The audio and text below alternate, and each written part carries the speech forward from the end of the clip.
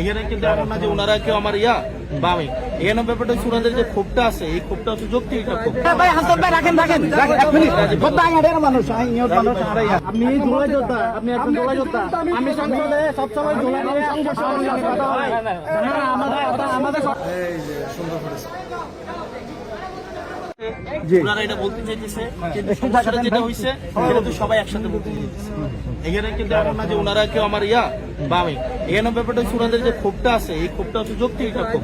কিন্তু এই ক্ষোভটা ওনারা বলবে আমাকে ভাই আপনি তো একজনে কিন্তু যদি ধরেন উনি আওয়ামী লীগের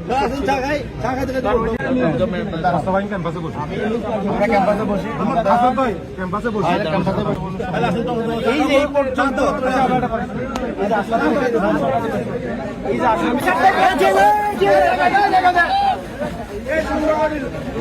আমি প্রথমে আমার এক বাড়ির বড় ভাই থেকে কল পাই যে এখানে একটা হ্যাচিং হবে বা হ্যাচিংয়ের ঘটনা আছে। আমি আসার পরে আমি এনসিবির এক চট্টগ্রামের এক মুখ্য সংগঠকের সাথে আমার সাথে পরিচিত আছে। উনি এখন এনসিবি তা আছে নাকি নাই সেটা আমি বলতে পারি না।